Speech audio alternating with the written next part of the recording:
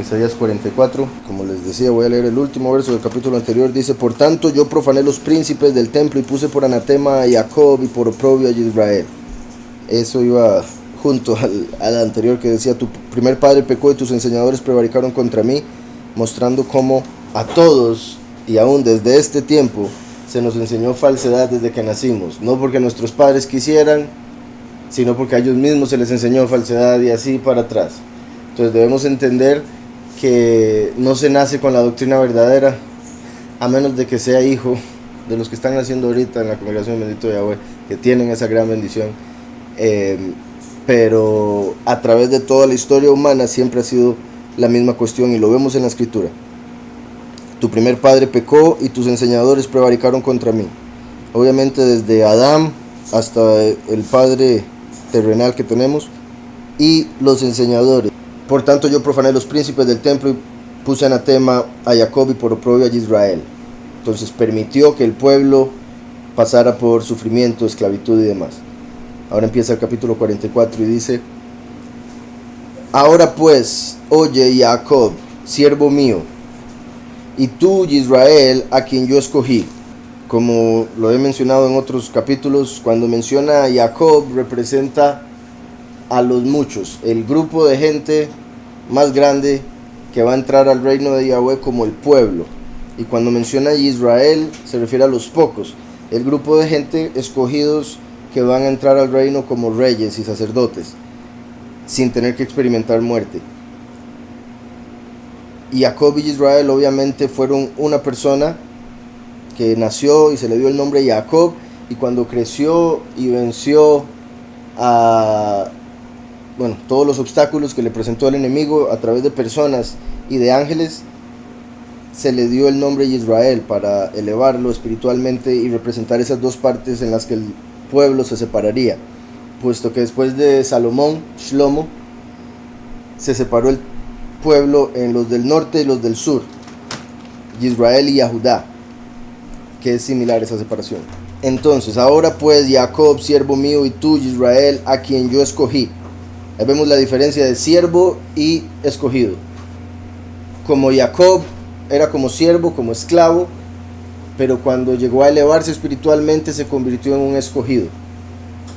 O sea, cuando fue escogido se le dio un nombre nuevo, como vemos en Apocalipsis, que dice que a los vencedores les dará un nombre nuevo que solo ellos conocen, solo el que lo recibe lo conoce, un nombre nuevo, una piedra blanca, como habíamos hecho un acto profético por acá hace un tiempo, ¿verdad? Ahora pues, oye Jacob, siervo mío, y tú Israel, a quien yo escogí, los muchos y los pocos escogidos. Y eso muestra que los muchos se mantienen como siervos y los escogidos reciben un nivel más elevado en lo espiritual, aunque entendemos, ¿verdad? Porque Yahushua nos explica que el que quiera gobernar debe servir. Entonces en realidad los reyes entienden que son siervos de aquellos a quienes gobiernan, los verdaderos reyes, ¿verdad? Los de este mundo. Entonces, dice el verso 2: así dice Yahweh, hacedor tuyo, y el que te formó desde el vientre, el cual te ayudará. No temas, siervo mío, Jacob, y tú Yeshurum, a quien yo escogí. Aquí vemos un apodo, por decirle así, ¿verdad? Que se le había dado de cariño, eso sí, ¿verdad? Normalmente, depende, el apodo se puede utilizar como para burla en algunos casos, en algunos lugares, pero en este caso me refiero a un nombre que funcionaba como mostrándole amor a Israel. Yeshurum viene de Yashar, que es recto, el justo. Entonces es un nombre que Yahweh le puso además de Israel, pero esto viene siendo como por eso utilicé el término apodo, porque no es un nombre como Israel se convirtió en su nombre personal, sino un nombre de cariño con el cual Yahweh lo llama por ser un justo, Yeshurum. Sí, solo estos tres, Jacob, Israel y Yeshurum, pero repito, Jacob y Israel son nombres de él, Yeshurum un nombre, un título o un apodo con amor. Y a diferencia de Abraham, por ejemplo, Jacob y Israel ambos se mantienen como nombres de él, mientras que Abraham fue cambiado a Abraham. Él dejó de ser Abraham cuando empezó a ser Abraham. Igual Sarai dejó de ser Sarai cuando empezó a ser Sará. Pero Jacob continuó siendo Jacob mientras era Israel, que representa el doble manto del último.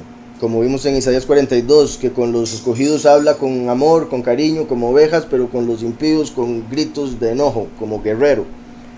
Igual a como vemos que Jacob, al convertirse en Israel, que también para los que ya sea no recuerden o no sepan, Jacob nació con un gemelo, Esaú. Gemelo en el sentido de que venían a la misma vez, pero en realidad no eran idénticos. Y Jacob salió de segundo del vientre de su madre. Esto hizo que Esaú fuera el primogénito, pero él no era muy espiritual, que digamos, entonces él rechazaba la resurrección de los muertos y cosas así. Entonces, siendo astuto Jacob, y por su nombre también, porque el nombre tiene mucha importancia y llega a definir la personalidad y otro montón de cosas, hasta el destino. Entonces Jacob quiere decir suplantador. Entonces un día se le ocurrió, como él veía que su hermano no era muy espiritual, un día llegó el hermano muerto de hambre, casi literalmente, sentía que se iba a morir, entonces le dice, deme comida. Entonces le dijo, bueno, se la vendo por su primogenitura. Entonces le compró la primogenitura. Dice, ¿yo para qué me sirve eso? ¿Qué es la primogenitura? No es nada, a mí no me sirve nada de eso. Entonces le dice, se la vendo porque por si me estoy muriendo. Y eso muestra que no creía en la resurrección de los muertos, porque más bien es ahí donde más importa la primogenitura. Si ya se iba a morir, váyase con la bendición. Él la vendió, no le importó, por un potaje rojo. Entonces él empezó a llamar Edom, que quiere decir rojo, de donde vienen los edomitas, que es la mitad de Roma y la mitad de los judíos falsos.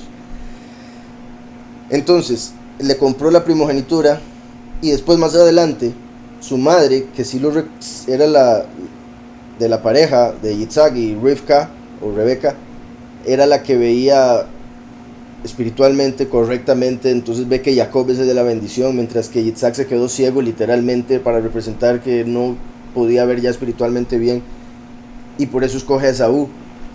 Y un día llama a Esaú para decirle que lo va a bendecir, darle la bendición por ser primogénito, pero sin embargo esa bendición le pertenecía a Jacob porque ya la había comprado la primogenitura.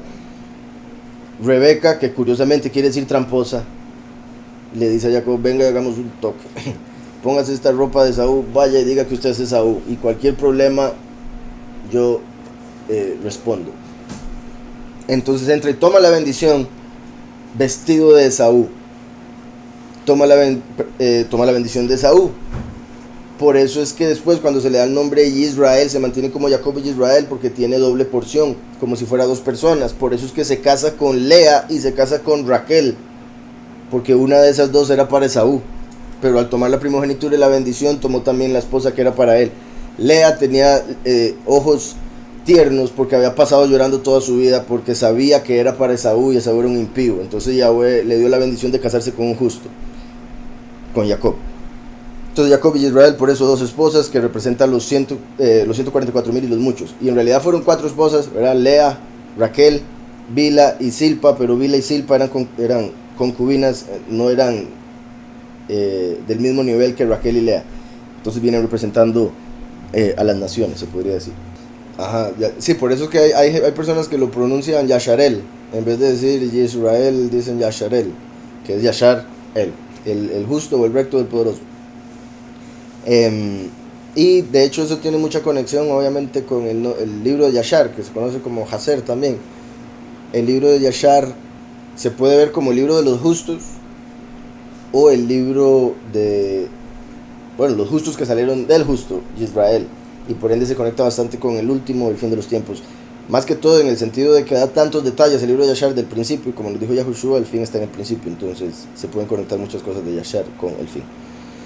Aquí decía el verso 2, así dice Yahweh, hacedor tuyo, y quien te formó, si tu formador, Oseja, y tu formador, de Asiyah y Yatzar, que son los últimos 2 niveles de formación o creación. Y menciona a los dos por el hecho de que él es Jacob y Israel.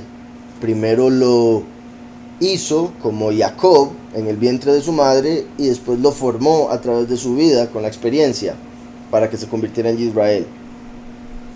Entonces eso en parte también muestra una de las razones por las que venimos al mundo, porque si este mundo Yahweh no lo hubiese hecho y no nos hubiese mandado a este mundo a experimentar lo que es esta realidad, no podríamos elevarnos espiritualmente. Jacob hubiese permanecido como un suplantador, hubiese permanecido en un nivel bajo, como solo hecho, una criatura, pero al experimentar lo que experimentó en esta vida, fue formado para convertirse en hijo, que ya es otro nivel mucho más alto. Así dice Yahweh, hacedor tuyo y el que te formó desde el vientre, el cual te ayudará. No temas, siervo mío, Jacob, y tú, Yeshurum, a quien yo escogí. No temas, siervo mío, Jacob, y tú, Yeshurum. Entonces ahí se ve la conexión de Yeshurum con Israel, porque es similar este verso a lo que había dicho el verso anterior. Jacob, siervo mío, Israel, a quien escogí. Ahora Jacob, siervo mío, y Yeshurum, a quien yo escogí. Y como decíamos, aún ese nombre se puede ver en Israel, por la forma en que se escribe Israel, se podría ver Yashar, él. Sí, aquí viéndolo en hebreo al menos dice escogido, bajarti. Yeshurum, voy a mostrarlo rápidamente aquí, porque se puede conectar, como está diciendo, con el último, le voy a decir por qué o cómo. Voy a escribir el nombre de Israel y de Yeshurum para que vean la conexión. Esto es Israel, esto es Yeshurum. Entonces, como pueden ver, la Yud, la Shin y la Reish hacen Yashar. Entonces se puede ver como el justo del poderoso, que reinará como Elohim. Y digo reinará con porque es el futuro en la conjugación. O el que contiende contra el poderoso, porque peleó contra Elohim y lo venció. A Elohim de este mundo, ¿verdad? No, obviamente Yahweh es imposible. Y Yeshurum viene siendo el mismo inicio. De hecho, como les decía, esto viene siendo el justo. Entonces esto es como una extensión de este verbo. Y esta extensión vendría siendo la Vav, que es el hijo del hombre, y la Nun, que es la semilla, o el que cae, como el hijo pródigo. Y algo muy particular es que la escritura habla del justo como el que cae 7 veces y se vuelve a levantar. Normalmente en este mundo, por la religión falsa, se ha enseñado que el justo, ahora lo ven como también el santo, y piensan que es perfecto y nunca cae, nunca resbala en lo absoluto. Entonces una persona, cuando por alguna razón comete un error, el enemigo lo ataca de una manera y con esa doctrina lo hace peor, lo hace trizas, porque dice: no soy nada, no valgo nada, no soy justo, no soy santo, no soy nada. Como diciendo que la representación de Israel, el que contendería con el Elohim de este mundo, sería el justo, que vendría como el hijo del hombre al mundo, descendería al mundo como el hijo del hombre justo. ¿Está claro? Y bueno, de fijo podríamos ver más cosas, como ya sabemos con el pictográfico, pero mejor ni empiezo. Así dice Yahweh, hacedor tuyo y el que te formó desde el vientre, el cual te ayudará. No temas, siervo mío Jacob, y tú, Yeshurum, a quien yo escogí. Porque yo derramaré agua sobre el sequedal y ríos sobre terreno árido. Mi ruach derramaré sobre tu generación y mi bendición sobre tus renuevos. Derramaré agua sobre el sequedal como Yahushua, el agua de vida, llenándonos en este tiempo en el que está la apostasía y por ende es como un sequedal la vida espiritual en este mundo. Pero Yahweh va a manifestarse como lo hizo con Mashiach, la lluvia temprana, ahora como la lluvia tardía, similar a como lo hizo en el Éxodo, ¿verdad? Que hizo que saliera un río de una piedra para calmar la sed del pueblo. Entonces, porque yo derramaré agua sobre el sequedal y ríos sobre terreno árido. Mi ruach, mi espíritu, derramaré sobre tu generación y mi bendición sobre tus renuevos. Aquí está hablando en futuro. Jacob ya para este tiempo había muerto hace muchos años. Como dije, Israel ya como pueblo se había separado. Entonces se puede ver como lo que decía de que se está profetizando la lluvia temprana y la lluvia tardía, por el hecho de que empezó el verso diciendo Jacob siervo y Israel a quien escogí. Después dice hacedor, quien te formó. Dos cosas, como esos dos nombres, como la primera y la segunda venida, y como Jacob, el que representa al último, dos personas. Después vuelve a repetir lo del primer verso, pero en vez de decir Israel dice Yeshurum, que es un nombre muy parecido como lo acabamos de ver, solo que se ve la letra Nun al final. La segunda manifestación de Yahweh en la tierra, como hemos visto muchas veces, sería a través de Nun, un descendiente de Efraín, un descendiente de Yosef, cuyo nombre era Nun, mismo nombre de la letra última de Yeshurun. Entonces mi punto es que el hecho de que repite eso tanto, bueno, 2 veces, pero después eso mismo que dijo 2 veces Jacob y Israel, lo hace otra vez, es como representando que todo el ejemplo que se ve con Jacob se daría nuevamente en el fin de los tiempos. Y por eso habla en futuro cuando dice: mi ruach, mi espíritu derramaré sobre tu generación, o sea, sobre tus hijos. Y repito, ya Jacob estaba muerto, entonces es como que le está hablando al último que fue representado por Jacob, diciéndole que va a dar su espíritu a los 144,000 de Apocalipsis 7 y Apocalipsis 14. Sobre tu generación, y mi bendición sobre tus renuevos. Yahushua es la raíz. Entonces, siendo Yahushua la raíz, el tronco viene siendo la congregación, o bueno, debería haber sido la congregación por los últimos 2000 años, pero Roma, como el hierro, como el hacha, cortó ese tronco, como lo vemos en Isaías 11, y que en el fin de los tiempos del tronco saldría una rama. Entonces está la raíz y la rama. La raíz fue Yahushua, la rama viene siendo la segunda manifestación de Yahweh en la tierra, uno de los 2 testigos de Apocalipsis 11, y por eso dice tus renuevos, como las ramas que son injertadas al olivo original a través de Yahushua, o a la viña, que es Yahushua, a través de la doctrina verdadera. Y además los 144,000 también vienen siendo como el fruto que sale de la rama, que es el renuevo de David. En Génesis 49, cuando se llega a entender, es bastante obvio, claro, que se habla de la segunda venida. Sin embargo, nunca se nos enseñó, ni pensábamos siquiera que desde el Génesis se mencionara algo tan claro. O sea, en Génesis 49, para los que no saben, se dan 12 bendiciones a los 12 hijos de Jacob, pero cuando se habla de Yahudá, conocido como Judá, y de Yosef, conocido como José, se da una bendición mucho más grande que muestra, que representa las 2 manifestaciones de Yahweh en la tierra. Yahudá, por ejemplo, fue la tribu a través de la cual vino el Mesías, y Yosef es la tribu a través de la cual viene el último. Y dice, rama fructífera es Yosef, en Génesis 49, 22. Rama fructífera es Yosef, rama fructífera junto a una fuente. Curiosamente, así como Yitzhak era idéntico a Abraham, y Yosef era idéntico a Jacob. Entonces eso muestra que Yitzhak es una representación de Abraham o del Padre Celestial, y Yosef una representación de Jacob, y ambos del último.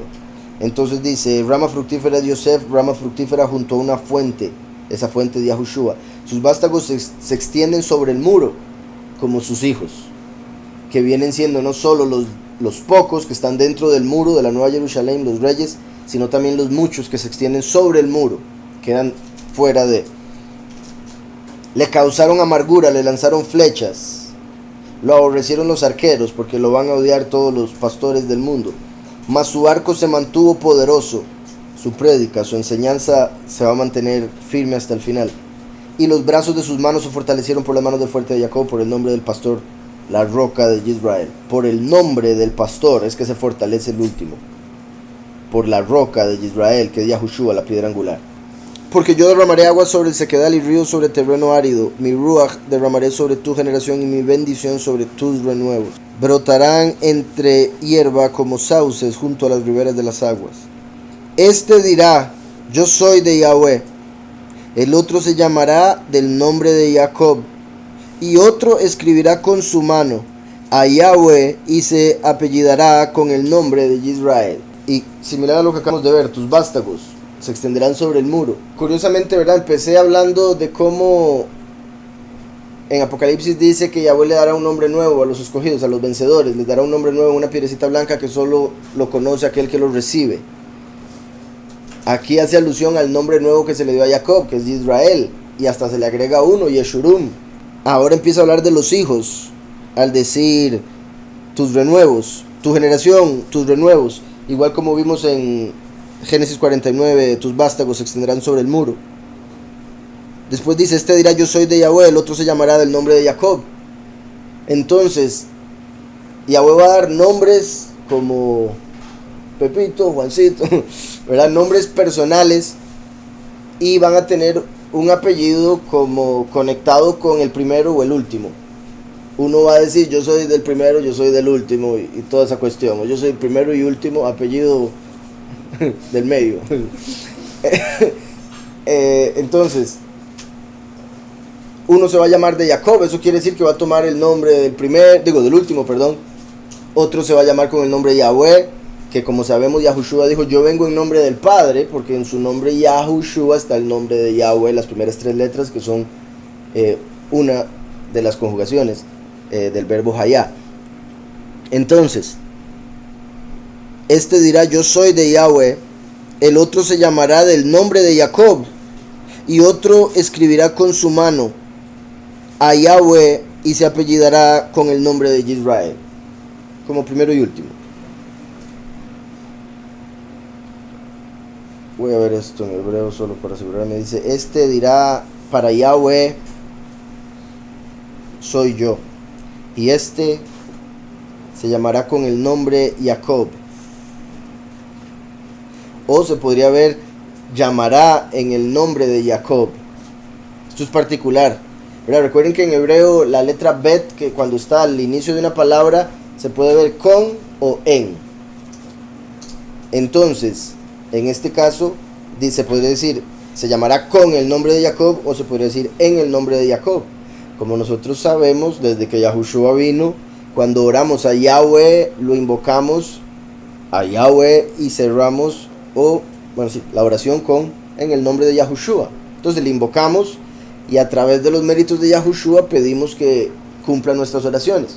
Entonces es similar aquí al decir y llamarán en el nombre de Jacob, como llamamos en el nombre de Yahushua, y a través del último se llamará ese otro nombre.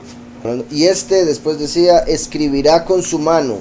Cuando Moshe fue a escribir las tablas, la primera vez que fue no las escribió él, la primera vez que fue por las tablas, antes de quebrarlas, las escribió Elohim con su dedo. Y después está Daniel en Babilonia. Daniel estaba en su casa, lo más seguro, descansando. Y en Babilonia estaba el rey con un montón de borrachos pegándose una fiesta. Y se atrevió a traer los vasos que se habían robado del templo para beber en ellos. Y cuando hizo eso, apareció una mano de la nada y empezó a escribir en el muro. Y puso que ya se estaba acabando, que en ese momento se acababa el reino de Babilonia. Y esa misma noche entró Darío de los persas y conquistó Babilonia. Cuando esa mano apareció, él casi le da un paro, ¿verdad? Entonces no sabía qué era lo que decía la escritura, entonces tuvo que llamar a Daniel, que era el líder de los sabios, y Daniel lo leyó. Entonces, particular eso, y confirma en cierta forma, me parece, lo que vengo diciendo, porque recordemos que el último es la mano de Yahweh y el último es Micael en carne. Por ende, dice, y este escribirá con su mano para Yahweh y en el nombre de Israel se apellidará. Sí, pero, Ciro era el que estaba en el poder en ese momento, pero en el verso de Daniel aparece que Darío fue el que entró en ese momento en la noche con ese rey de Babilonia. O sea, en ese momento específico que estaba contando de la escritura es Darío el que aparece en Daniel, pero el que estaba en poder de Persia era Ciro. Recordemos que se habla, hay quienes creen que Darío y Ciro eran el mismo en la historia, y que Darío era un título de Ciro, porque Darío quiere decir soberano. Pero hay otros que creen que esto es lo más posible, que Ciro era el principal líder de los persas y Darío el de los medos, pero los persas eran más poderosos que los medos, entonces Ciro era como el principal de todo el imperio. Este dirá yo soy de Yahweh, eso haría alusión a Yahushua, que se hagan llamar a través del nombre de Yahushua. El otro se llamará el nombre de Jacob, que hace alusión al último. El otro escribirá con su mano. Por eso que menciona así, se podría decir Yahushua y los dos testigos, porque menciona 3 formas en las que se van a nombrar las personas. Así dice Yahweh, Rey de Israel, y su Redentor, Yahweh de los ejércitos. Yo soy el primero y yo soy el último. Ahí verá, bendito Yahweh, confirmando todo lo que vengo diciendo hace rato. En el cristianismo, casi que en toda parte de la escritura lo que se lee se pasa por encimita y apenas lo que se entiende, eso es lo que se recibe y ya. ¿Verdad? Normalmente y tristemente en las iglesias cristianas se lee un verso y se habla 45, una hora, y después a cantar y a ofrendas. Pero un verso es lo que se lee, 2 versos es lo que se lee, no se lee el contexto. Entonces el pastor tiende a veces inventar o hacer toda una enseñanza para dar mucha emoción a la gente y gozo a como pueda, para fuerzas, para toda una semana más, pero no entran a fondo en lo que la escritura nos está diciendo. Y este es un verso muy particular que creo yo que constantemente ha entrado por un oído y sale por el otro, porque una vez que se entiende me parece que es muy claro. Y lo digo así porque, vuelvo y repito, en el cristianismo no lo leía y como si nada, pero después, cuando bendito Yahweh me ayudó a entenderlo, me parece que es demasiado obvio y me sorprende cómo no lo entendía antes o cómo no lo enseñan. Yahweh está diciendo: yo soy el primero y yo soy el último. Yahweh quiere decir el que causa la existencia. Él es el que existe. Y en lo eterno no hay principio y final. Cuando hay un principio hay un final. Si hay un final, hay un principio. Solo en la realidad eterna eso no existe. Entonces deberíamos cuestionarnos por qué Yahweh dice primero y último, si eso lo limita. Porque si Yahweh es el que existe y el que causa la existencia, Él siempre ha existido. Por ende, en esa realidad no existe primero, porque habría otro. Si hay un primero hay otro, y la escritura dice Yahweh es uno. Y Yahweh dice: no hay otro como yo, no lo conozco, no lo ha habido antes ni lo habrá después, porque Él siempre ha sido. Entonces, cuando Yahweh dice primero y último, en realidad está limitando. Sin embargo, normalmente eso se ha entendido como Él es el que siempre ha existido. O sea, normalmente cuando un cristiano escucha que Él es el primero y el último, dice: ah, sí, Él es el que siempre ha existido. Pero en realidad eso es lo contrario de lo que significa ser primero y último, porque está limitándose al tiempo, y Yahweh es eterno. Entonces Yahweh, al decir yo soy el primero y yo soy el último, y después en versos anteriores que ya los hemos leído por acá, Él dice: yo soy el primero y yo mismo seré con los últimos. Lo dice un poco diferente, porque está dando a entender que se manifestaría una vez solo, en el sentido como dijo Yahushua, que vino como una semilla que tenía que morir para poder dar fruto. Como cuando una semilla cae en la tierra, es enterrada, germina, muere, empieza a sacar raíz y después da fruto. Entonces Yahushua tuvo que venir para cumplir eso, convertirse en la semilla, convertirse en la raíz. Y Él es el primero. Por eso Yahweh dice: yo soy el primero y yo mismo seré con los últimos. Porque al final de los tiempos, los últimos, los 144,000, ya son parte, porque ya la semilla fue sembrada hace 2000 años. Entonces Yahweh dice: yo voy a estar entre ellos. Así como estuve al principio como el primero, seré el último. Y Yahweh está diciendo: yo soy ambos. Yo soy el primero, yo soy el último. Espero eso esté quedando claro. Normalmente en el cristianismo se ha enseñado, y esto también creo que es muy importante, voy a aprovechar que estamos en este tema, tengo que hacerlo, porque sé que lo he repetido muchas veces, y también aprovechando que algunas personas nos acompañan por primera vez. En el cristianismo se tiene la doctrina, ¿verdad? Ellos le llaman Jesús, ellos creen en Jesús, ellos tienen la doctrina de que Jesús vino al mundo, nació de una virgen, murió, resucitó, se fue y está por pasar recogiendo a todo el mundo en un rapto y desaparecen del mundo. Eso es principalmente la doctrina cristiana. A ese pasar, llevándose a todo el mundo en rapto, es lo que le llaman la segunda venida. Como siempre explico, eso no sería una segunda venida porque está pasando. Uno viene a visitar a alguien y entra a su casa y se queda por un rato. No es como que pasa gritando: aquí voy, venga, móntese si no perdió. Entonces en el cristianismo es el mismo que ascendió, el que viene en la segunda venida. Pero repito, la segunda venida para la mayoría de cristianos es nada más pasar llevándose a todo el mundo en un rapto. Tristemente, como decía, que en el cristianismo agarran un verso y solo eso enseñan así. En Hechos hay un verso que toman para tratar de defender esa doctrina, que cuando Yahushua asciende al cielo, aparecen 2 ángeles y les dicen a los discípulos: ese mismo Yahushua que vieron descenderá así como lo vieron. Entonces unos dicen: ve que es el mismito y que va a venir. Los ángeles están diciendo que va a venir a la tierra en carne, igual como le estaban viendo en carne, y volver a la tierra, no pasar. Entonces aún el verso lo está diciendo, pero lo interpretan como sus lentes cristianos se lo han hecho ver por años. La doctrina cristiana entonces dice que es el mismo. Sin embargo, Yahushua dijo: vino nuevo en odre nuevo, vino viejo en odre viejo. Si se echa vino nuevo en odre viejo, se rompe, se echa a perder. Entonces, como Yahweh se manifestaría 2 veces en el mundo, tendría que entrar en un odre nuevo cada vez que viniese, porque si no, no funcionaría su manifestación, destruiría toda la tierra.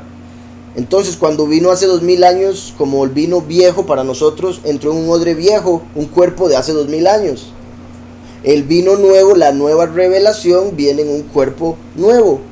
Como Elías, a pesar de irse vivo para el cielo, volvió a nacer a través de Elisheba y Zacarías, y era Juan el Bautista, y Yohanan el Inmersor. Y Yahushua dijo: si lo pueden recibir, él es el Eliyahu que había de venir. Curiosamente, Yahweh lo hizo tan perfecto porque nació de Elisheba y Sehar Yahu. Ahí se muestra que estaba Eliyahu. Con la unión de Elisheba y Sehar Yahu se formó Eliyahu, pero se le dio el nombre de Juan, Yahuhanan. Entonces, a pesar de irse vivo, nace. Y Yahweh nos dice que él no hace nada sin primero revelárselo a sus siervos los profetas. Yahweh todo lo muestra y lo confirma hasta 2 veces. Bueno, y hasta 3 en realidad, pero 2 es el mínimo. Entonces, para confirmar una verdad, como Yahweh no hace nada sin primero revelárselo a sus siervos los profetas, y él habla de que se manifestaría 2 veces, entonces nos reveló, nos mostró en la vida de Eliyahu cómo sería la segunda manifestación. Yahweh no va a hacer algo sin que la gente no sepa cómo se puede dar, porque en la escritura ya reveló cómo va a ser todo. Y en la escritura vemos: Elías se va vivo para el cielo, así como Yahushua se fue vivo para el cielo en Hechos 1. Años después, Eliyahu vuelve a nacer con otro cuerpo, y esa es la segunda venida de Eliyahu, de Elías. Entonces así entendemos cómo es la segunda venida verdaderamente. Por si algo también, ¿por qué solo 2 veces? ¿Por qué no 3? ¿Por qué no 4? ¿O por qué no una, como piensan los cristianos? Porque Yahweh es uno, y cuando Yahweh hizo esta creación, la hizo basada en el número 2. Por eso en esta creación todo está separado en 2: noche y día, calor y frío, arriba y abajo, derecha e izquierda, adelante y atrás, y etcétera y etcétera. Hombre y mujer, sol y luna. Entonces todo en esta realidad tiene 2. Lo hizo con base doble, porque él se mantiene apartado como el único. En esta realidad todo tiene una contraparte. Tanto así que él mismo, para manifestarse en este mundo, lo haría 2 veces, en 2 partes. Por eso en Deuteronomio dice: Yahweh es uno, Yahweh Echad. A través de los profetas vemos que Yahweh dice: yo soy el primero y yo soy el último.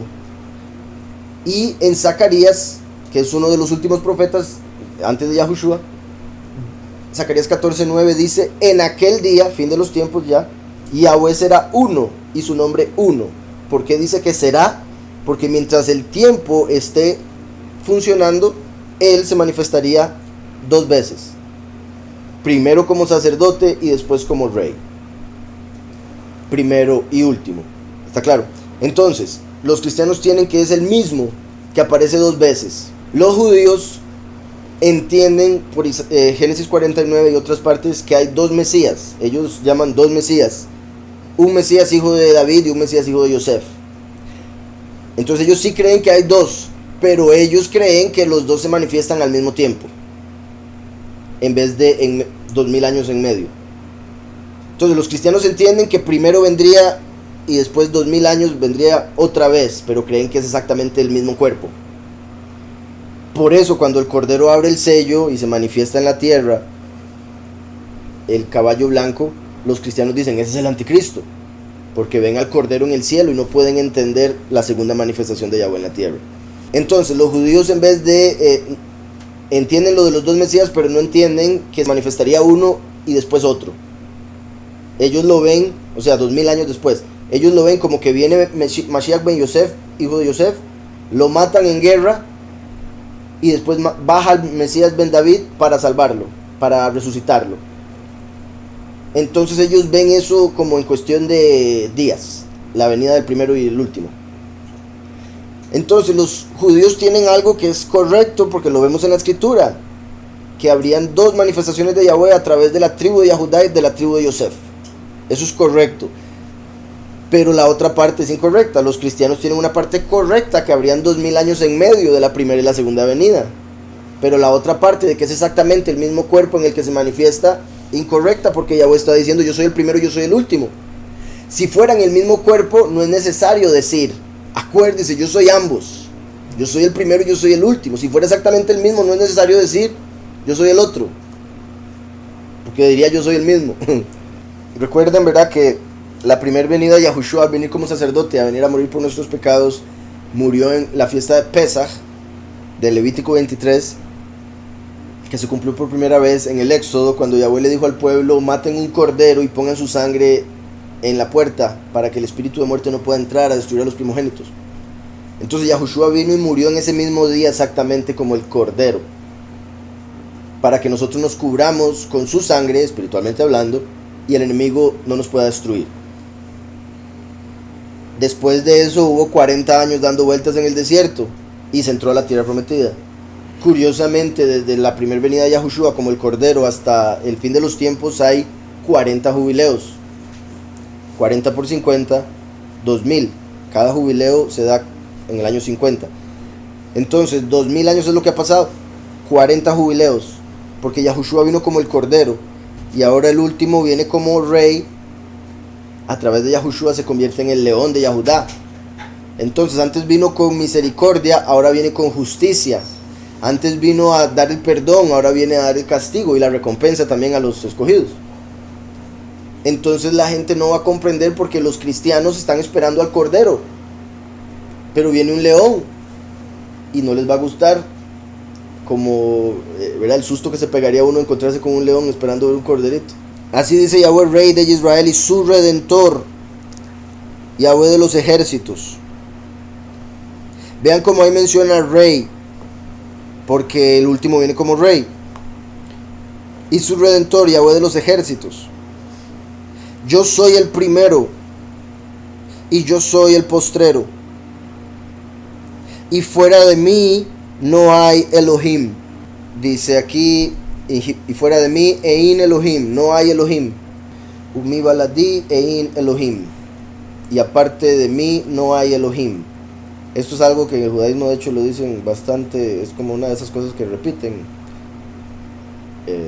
como para dar honra, pero ya se convierte en repetición, cosas que Yahushua dice que no hagamos. Aquí dice: Ani Rishon Veani Aharón. Yo soy el primero, Rishon, como de Reshit, principio, Bereshit, ¿verdad?, en Génesis. Y yo soy el Aharón, que también es como el del fin de los tiempos, el último, el otro, el de atrás. Y aparte de mí no hay Elohim. Recordemos que el título Elohim es plural. Elohim es lo que erróneamente traducen la mayoría de Biblias como Dios, pero está mal. Dios viene de Zeus, Zeus según Apocalipsis 2 es Satanás, entonces no utilizamos ese término. Elohim es lo que dice en hebreo, y Elohim se podría traducir como poderosos, en plural. Cuando aparece Elohim, yo o digo Elohim o digo poderoso, porque para el oído en español poderosos, hablando en singular, son un poco extraño. Pero eso muestra que todo poder, de toda autoridad que existe, viene de Él. Y que a pesar de ser uno, se manifiesta como dos: sacerdote y rey, primero y último, Elohim. Curiosamente, no sé, bueno, anuncio una canción, pero en una de las canciones nuevas, el disco nuevo, digo, de hecho creo que estoy diciendo exactamente esto, que solo él existe. Entonces digo solo él o him, ¿verdad? Solo él en español o him en inglés. Que qué particular que en inglés y español se forme esa palabra como es solo él o él, punto. Dice solo Elohim, solo el poderoso. Además de él no hay otro poderoso. Dice el verso 7: Dice, ¿y quién proclamará lo venidero y lo declarará y lo pondrá en orden delante de mí, como yo hago desde que establecí el pueblo antiguo? Anúncienles lo que viene y lo que está por venir.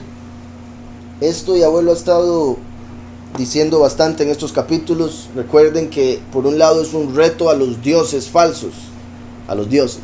Es un reto a los dioses diciéndoles, si ustedes verdaderamente existen, hagan algo, digan algo, profeticen algo, pero no pueden hacer nada. Igualmente le está hablando al pueblo para que se dé cuenta que los ídolos que han seguido no sirven para nada, y por eso ellos mismos no son capaces de comprender lo que Yahweh nos dice acerca del futuro. Por otro lado, Yahweh mismo está mostrando que Él es el único que puede decir todo el futuro, desde el puro principio, puede decir todo el final, con todo el lujo de detalles, sin fallar en nada. Mientras que los demonios y ángeles caídos, quizá a través de un adivino le puedan decir a alguien algo, pero es similar a cómo funcionan las estadísticas en el mundo.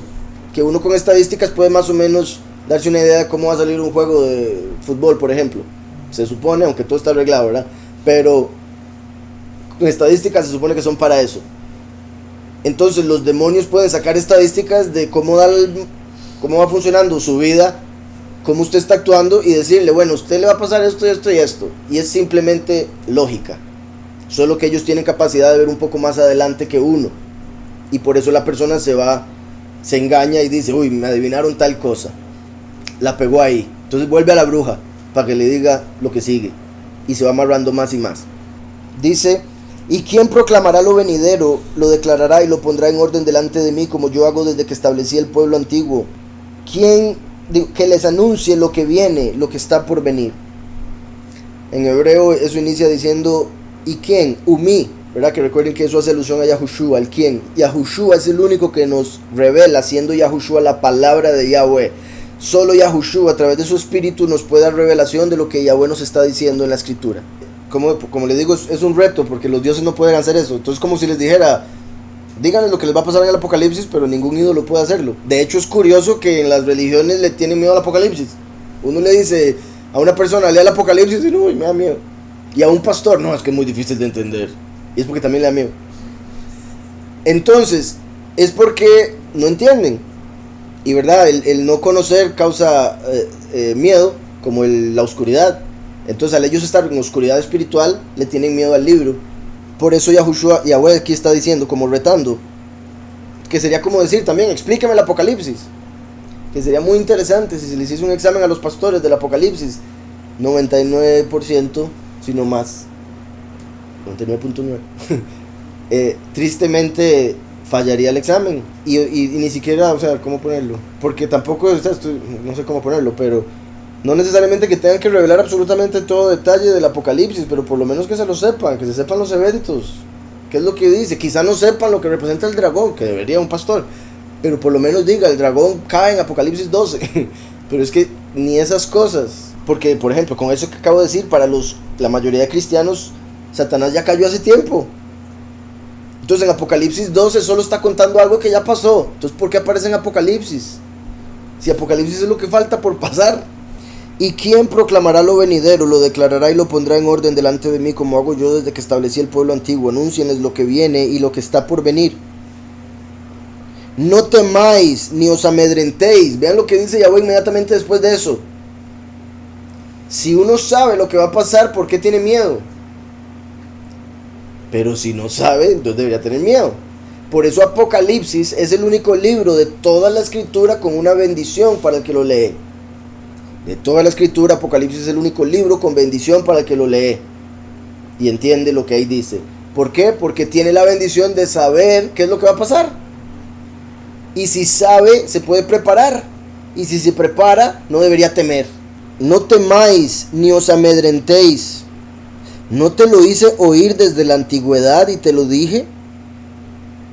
Luego vosotros sois mis testigos. Y Israel es testigo de que Yahweh nos ha dicho todo desde el inicio. Tenemos el Génesis. Y o sea, obviamente entre más tiempo pasaba, pues más libros nos daba Yahweh. Nosotros tenemos hasta el Apocalipsis, tenemos toda la revelación. hace casi 2000 años. Entonces esto que está diciendo, aunque se ha aplicado con gente del pasado, no se ha aplicado con nadie tan bien como con nosotros. Esto quiere decir que el mayor cumplimiento de estas palabras se da en nuestro tiempo con nosotros. Y curiosamente estamos en un tiempo en el que están metiendo mucho miedo a través de las noticias y demás. Yahweh nos dice: no temáis ni os amedrentéis, no te lo hice oír desde la antigüedad y te lo dije. Luego vosotros sois mis testigos. No hay poderoso sino yo. No hay fuerte. Se podría decir, no hay roca. No conozco ninguna. Sigue diciendo, confirmando lo que vengo mencionando. Y curiosamente dijo ser el primero y el último, que es ambos, para que se tenga claro que debe ser la misma doctrina. También eso es importante. Tiene que ser la misma doctrina la del primero y la del último. Si hay una diferencia, pues uno no es. Y lo más seguro es, como estamos en el tiempo final, por eso es que Yahushua dijo que se levantarían falsos profetas, porque muchos van a venir con una doctrina diferente a la de Mashiach. No hay poderoso, ustedes son mis testigos, que no hay Eloá además de mí, y no hay roca, no la conozco. Baal Yadati. Entonces, roca no la conozco. Tzur, curiosamente en hebreo, Tzur, roca, que es el mismo nombre en hebreo del lugar que se conoce como Tiro, que sale en Ezequiel 28, y que Yahweh le habla al rey de Tiro para hablarle a Satanás. O sea, el rey de Tiro representaba a Satanás. ¿Por qué? Porque Satanás se hace pasar por una roca, por un fundamento, se hace pasar por un poderoso. De hecho, él quiere hacerse pasar por el poderoso, como lo dice en Isaías 14. El Vaticano ponen la estatua que era de Júpiter y dicen que ahora es Pedro. Entonces la gente va y le da besos a las, donde puedan, los pies básicamente, porque esa es la altura que llegan. Le dan besos y idolatran esta imagen, que es la imagen de Júpiter, es la imagen de Zeus, o sea, es Satanás, según Apocalipsis 2. Y lo adoran como si fuera Pedro, que al final no deberían hacerlo de por sí. Y dicen que es sobre esa piedra que edificaron toda la iglesia del Vaticano. Y no es una piedra, pero él dice serlo, Júpiter. Aquí Yahweh está diciendo, no hay roca, no la conozco, como haciendo alusión a que Lucifer dice ser la roca, pero no es. Y Yahweh nos lo revela, que no nos equivoquemos, que no nos dejemos llevar por ese que es representado por Tiro. Y curiosamente confirma lo que estaba leyendo ahora de Génesis 49. Los brazos de sus manos se fortalecieron por las manos del fuerte de Jacob, por el nombre del pastor, la roca de Israel. La roca de Israel. Y acabamos de ver que Yahweh está diciendo, no hay otra roca, no la conozco, solo él mismo que se manifestó como Mashiach. 8. No temáis ni os amedrentéis, no te lo hice oír desde la antigüedad y te lo dije. Luego vosotros sois mis testigos. No hay Eloá, sino yo. No hay Tzur, no conozco ninguna. No hay roca, no conozco ninguna. Y vean, así como le había dicho primero y último, ahora dice Eloá y Tzur. Dos títulos, como para último y primero en este caso, puesto que Yahushua es la roca fuerte, piedra angular. Dice el verso 9, los formadores de imágenes de talla, todos ellos son vanidad, y lo más precioso de ellos para nada es útil, para nada sirve. Y vean cómo está hablando de los formadores de imágenes, no las imágenes, o sea, las imágenes también, peor.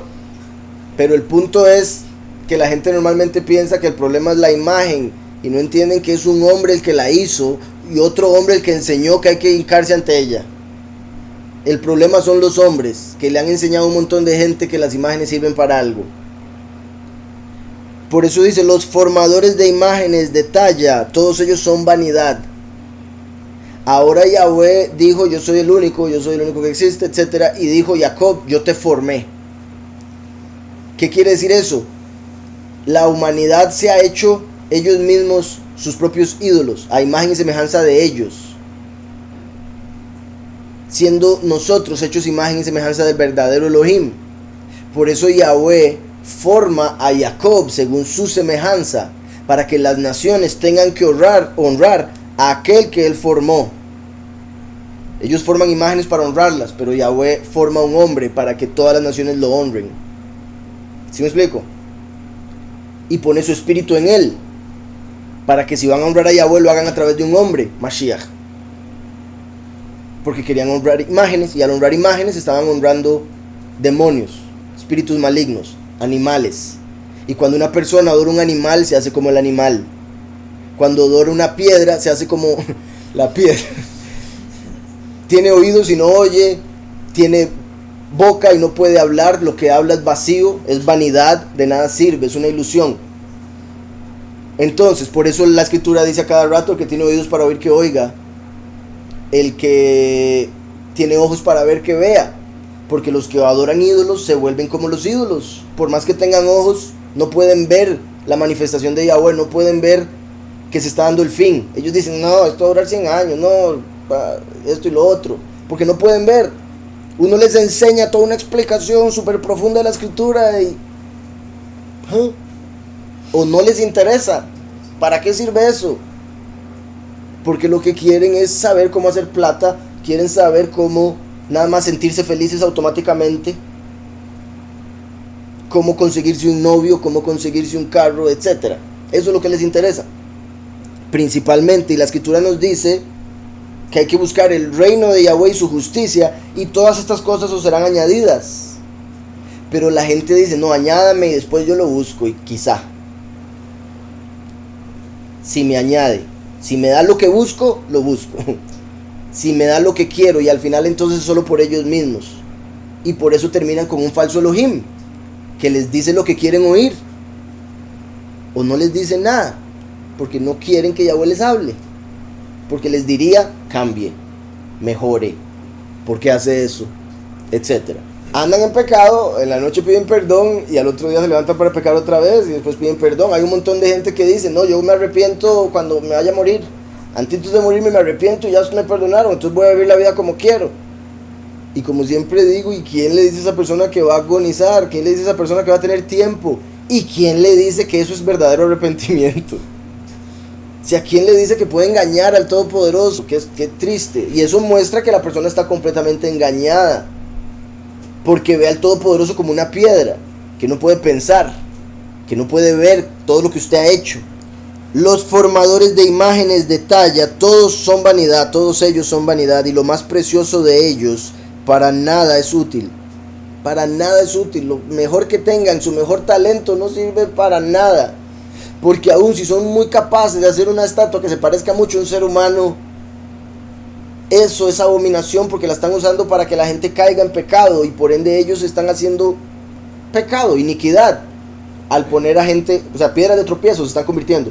Igualmente, sí, similar, cuando Moshe subió a la montaña por las 2 tablas, el pueblo, después de 40 días, pensando que ya era el tiempo para que bajara, dijeron: no, yo creo que ya Moshe no va a volver, entonces hagamos una imagen para que nos guíe y vamos a hacer una fiesta para Yahweh. Entonces ellos decían: vamos a hacer una fiesta a Yahweh, y como Moshe no está, vamos a hacer un becerro de oro. Entonces al que ellos reemplazaron fue al Moshe con un becerro, y dijeron que adorarían a Yahweh a través del becerro, como muchos católicos suelen decir cuando uno les dice de las imágenes. Ellos dicen: no, yo no estoy adorando la imagen, yo estoy adorando lo que representa. Y eso es lo que vemos en Apocalipsis, que Yahweh detestó, y por eso murieron 3,000 personas por adorar el becerro de oro. Y es vanidad, por eso era de oro, porque la gente se deja llevar por el oro, por el brillo. Entonces los formadores de imágenes de talla, todos ellos son vanidad, y lo más precioso de ellos para nada es útil. Puesto, como decía, el talento tan hermoso que Yahweh les dio, lo utilizan para pecar contra Yahweh. Entonces lo que más es precioso en ellos para nada sirve, más que para hacer mal.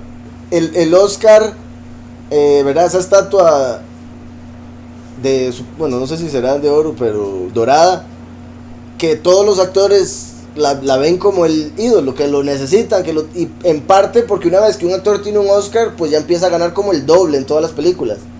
Entonces al final se convierte en el oro su ídolo. Dice: y ellos mismos son testigos para su confusión, de que los ídolos no ven ni entienden. Eso es sorprendente. Aquellos que hacen los ídolos, aquellos que adoran los ídolos, uno le pregunta, ¿y este muñequito habla? ¿Cuál es ese muñequito? Dice, no, verdad, pero usted le dice, ¿y esta imagen habla? Le va a decir, no, ¿cómo se le ocurre? Es una representación, lo más seguro, ¿verdad? Si le dice que le habla, pues hay que hablar con la persona un poco más seria. Uno le pregunta a una de esas personas, y aquí está hablando de los que las hacen, uno le pregunta a alguien que hace una estatua y le dice, ¿alguna vez se le ha escapado una estatua? No, ¿cómo se le ocurre? No caminan. ¿Alguna vez algo? Pues no. Ellos mismos reconocen, saben que ni hablan, ni oyen, ni caminan. Entonces, ¿cómo es posible que las adoren? Por eso, para su propia confusión eterna, eventualmente ellos son testigos de que esas imágenes no son nada, no sirven para nada. Repito, así como Yahweh nos hizo imagen y semejanza, el hombre en pecado cayó en hacer a sus dioses a su imagen y semejanza. Entonces las personas dicen, no, tiene que ser negro porque yo soy negro, tiene que ser blanco porque soy blanco, tiene que ser chino porque soy chino. Porque están todos en lo exterior, en la apariencia.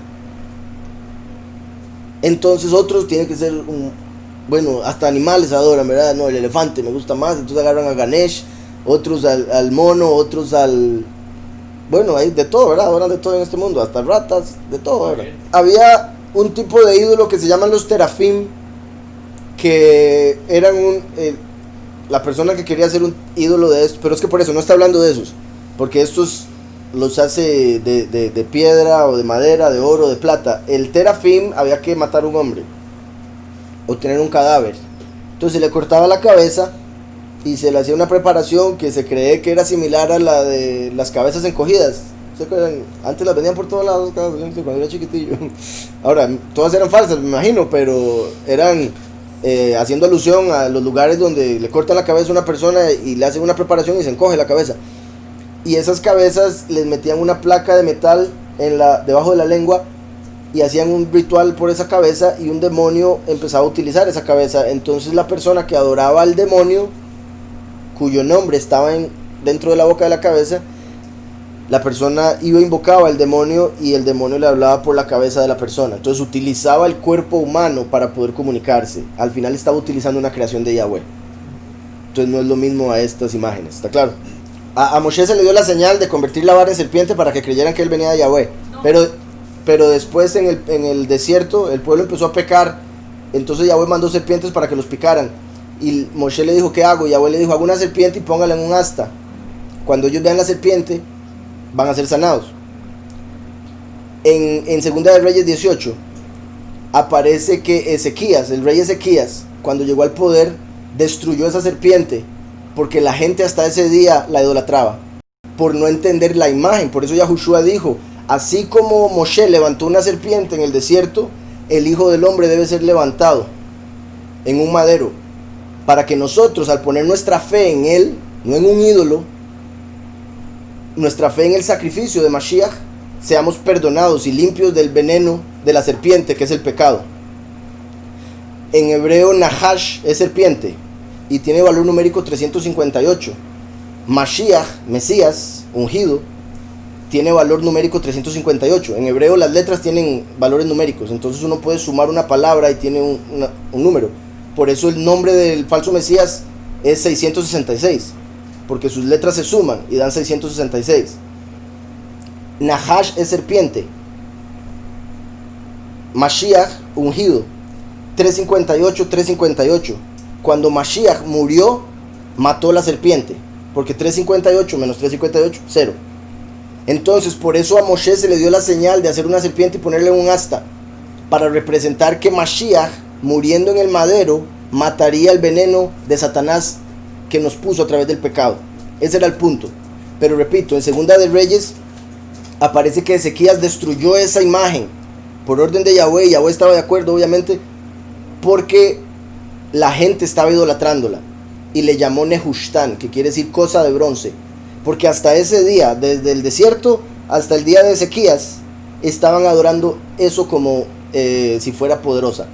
De hecho, esa imagen la siguen adorando algunos médicos. Por eso es el símbolo de la medicina.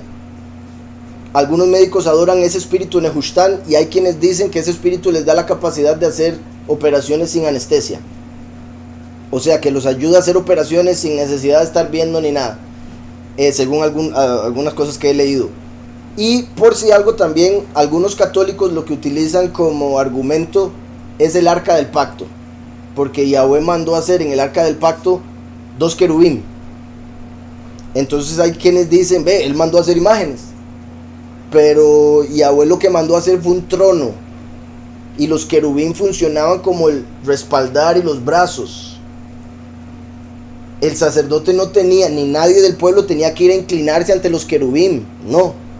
El sacerdote entraba a la presencia de Yahweh, que estaba sentado en el trono, pero era invisible, porque el trono eran los querubín, pero se entendía que era un trono, era una silla, no era Yahweh. De hecho, los líderes, bueno, hubo uno en particular que cuando entró al templo de Yahweh y entró a lo más profundo, dijo, ¿qué es esto? ¿A quién adoran ustedes? Porque en todos los templos había siempre una imagen. En el templo de Yahweh no había imagen. Entonces la gente entraba y decía, ¿pero ustedes a quién adoran? ¿No tienen Elohim o qué? Porque se sorprendían de que no había una imagen en el templo.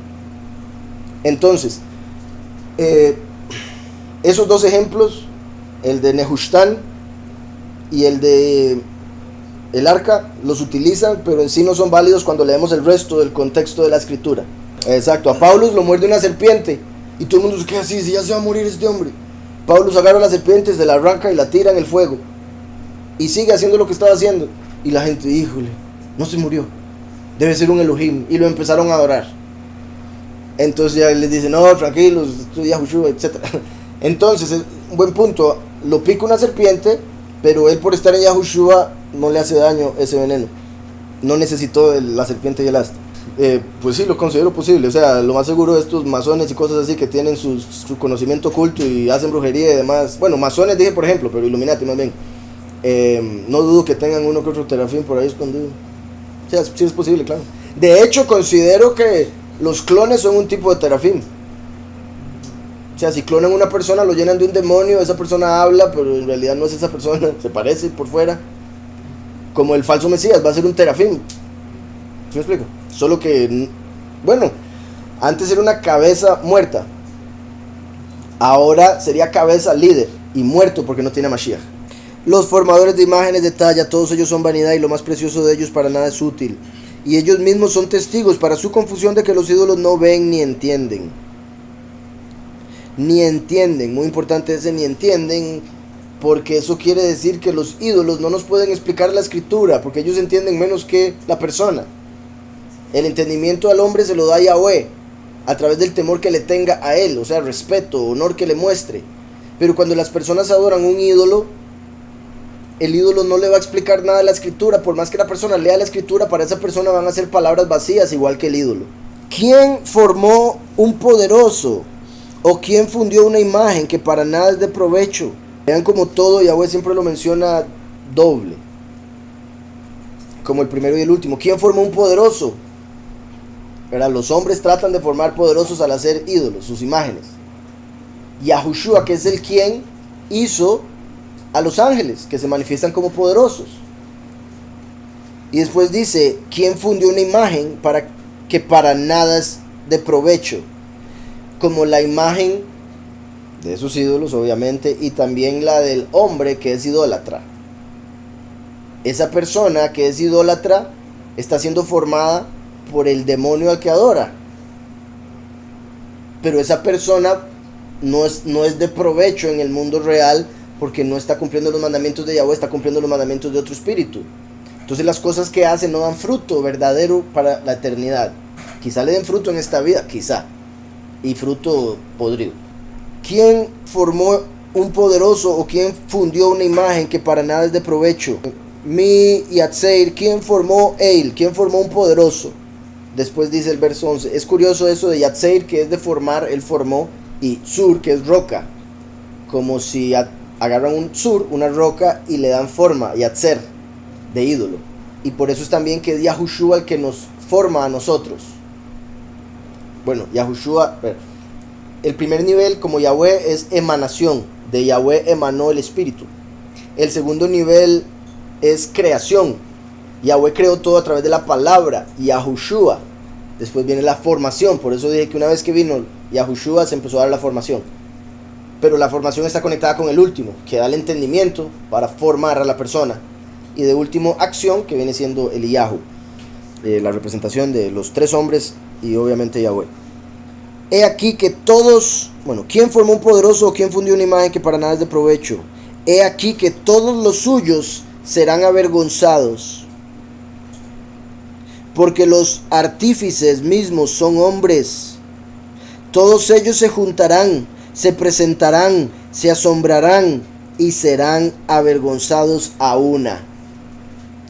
Cuando llegue el momento y se les revele a cada uno de ellos que los ídolos no los pueden salvar, o que el rapto no se dio, o que la plata ya no les sirve para nada, en ese momento se van a avergonzar de haber seguido mentira, de haber creído la mentira. Dice el verso 12: el herrero toma la tenaza, trabaja en las ascuas, le da forma con los martillos y trabaja en ello con la fuerza de su brazo. Vean esa ironía. Yahweh es el que le da la fuerza a su brazo y el hombre la utiliza para rebelarse en contra, para irrespetarlo. El herrero toma la tenaza, trabaja en las ascuas, le da forma con los martillos y trabaja en ello con la fuerza de su brazo. Por eso también en Jeremías dice: maldito el hombre que confía en el hombre y que pone su confianza en su carne o en la fuerza de su brazo. Cuando una persona hace con su brazo una imagen y la adora, está confiando en sus propias fuerzas, porque él mismo hizo a ese Dios al que está adorando. En la escritura vemos que el primero, Yahushua, es el brazo de Yahweh, el último es la mano, como lo mencioné ahora, que decía: con su mano escribirá, para Yahweh. En este caso dice: con su brazo forman una imagen, que además de lo que mencioné de su propia fuerza, se refiere a que con su falso Mesías, con su falsa doctrina, forman una imagen que les permite las imágenes, que le dice cómo es la imagen según ellos, que es por esa doctrina, o esa doctrina la que están adorando a través de esa imagen. Entonces, y trabaja con ello con la fuerza de su brazo, luego tiene hambre y le faltan las fuerzas, no bebe agua y se desmaya. O sea, hace a los dioses con la fuerza de su brazo, hace a los dioses con la fuerza de su brazo, pero ese hombre que está haciendo dioses no come y se desmaya. Imagínese ese Dios entonces.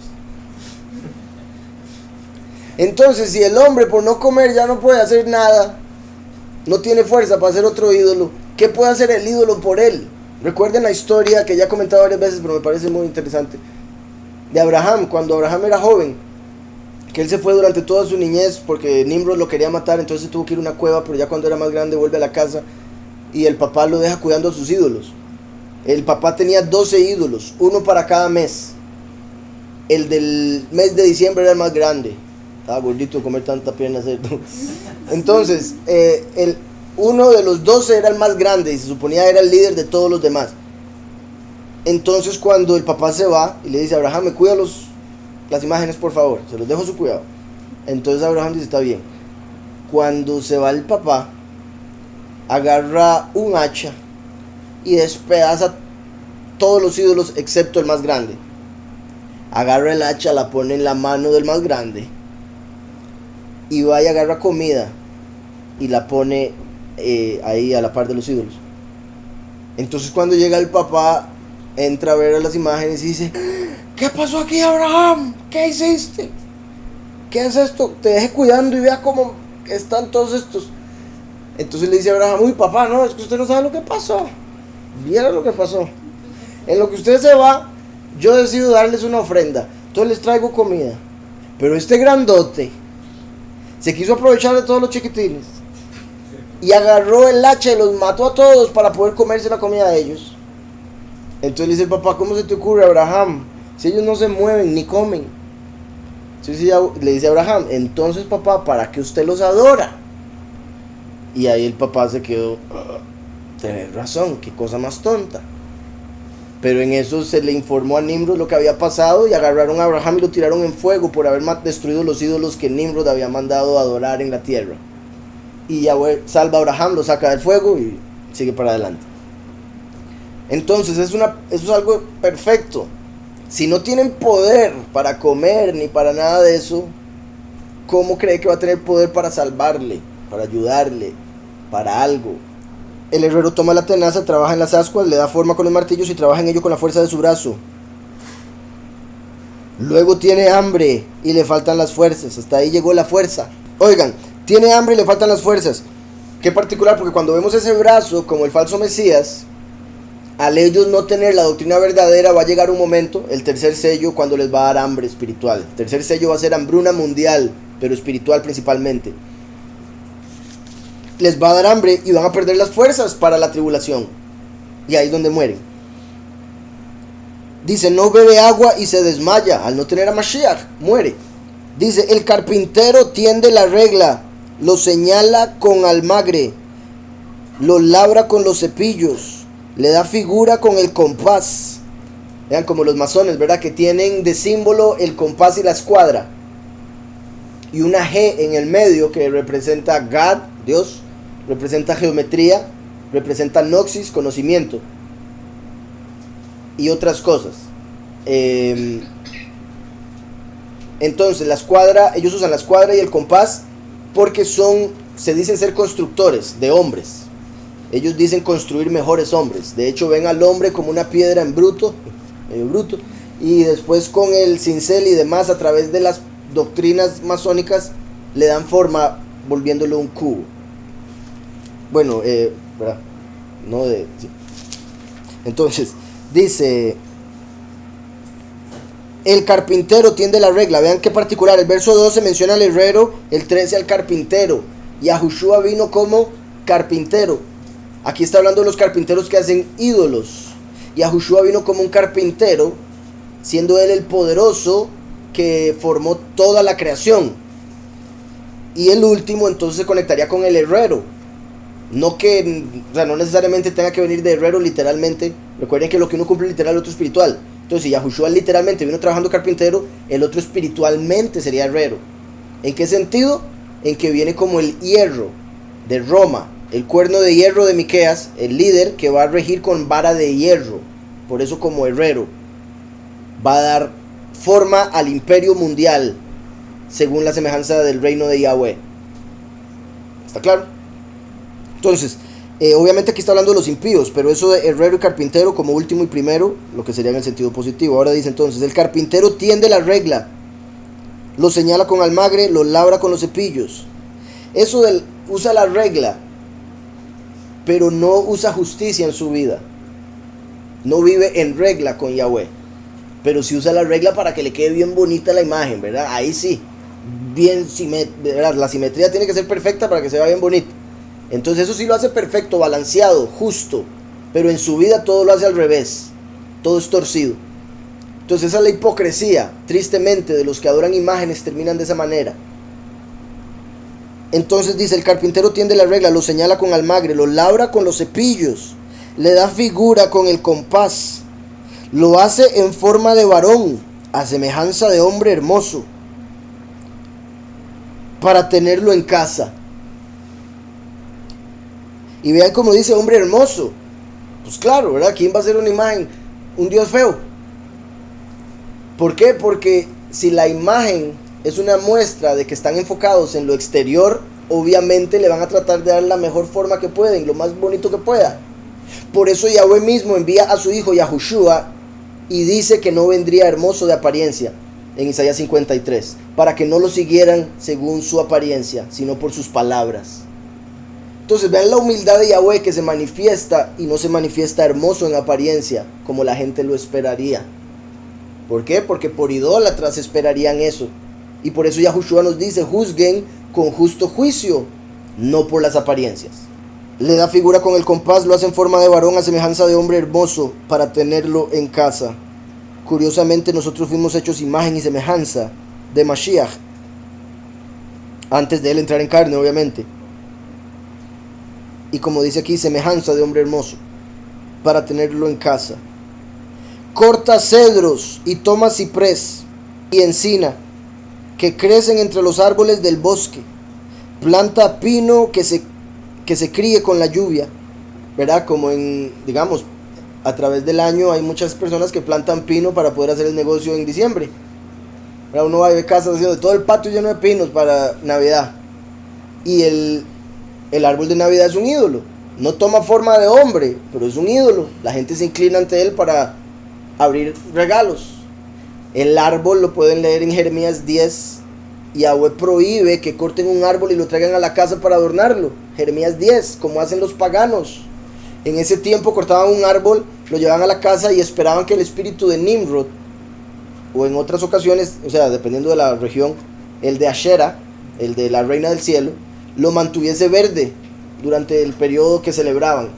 Saturnalia, por ejemplo, del 17 al 23 de diciembre, o el equinoccio, el equinoccio. ¿Cuál es el otro? Equinoccio y solsticio. Sí, el solsticio de invierno, que se da del 23 hasta el 25 de diciembre. Entonces hay varias celebraciones en ese mismo tiempo. Se traía un árbol, el espíritu navideño lo tenía que mantener verde. Se traían regalos como ofrendas al Dios. De hecho, se traían cabezas y se colgaban del árbol, como las bolas que se cuelgan en el árbol, y se ponían regalos como ofrendas y se regalaban ídolos entre las personas. Y de ahí el regalarse cosas en diciembre, el poner adornos alrededor del árbol y una estrella, Astarte, en la cúspide. Astarte, la reina del cielo. ¿Está claro? Entonces dice: corta cedros y toma ciprés y encina que crecen entre los árboles del bosque, planta pino que se críe con la lluvia. De él se sirve luego el hombre para quemar y tomar de ellos para calentarse. Oigan esto: enciende también el horno y cuece panes. Hace además un poderoso y lo adora. Fabrica un ídolo y se arrodilla delante de él. Vean otra vez, otra ironía aquí sorprendente. El hombre va y corta un árbol, lo trae a casa, corta un pedazo, lo pone a quemarse para agarrar calor, y con la otra parte hace un ídolo que lo adora. Y no se da cuenta que es ceniza lo que está adorando. Está adorando algo que va a ser destruido.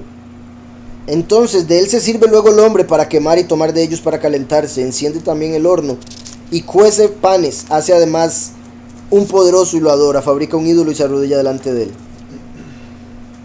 Parte del leño quema en el fuego. Con parte de él come carne y prepara un asado y se sacia. Después se calienta y dice: oh, me he calentado, he visto el fuego.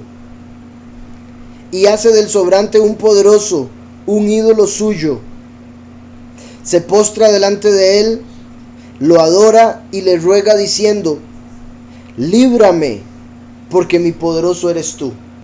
No saben ni entienden, porque cerrados están sus ojos para no ver y su corazón para no entender.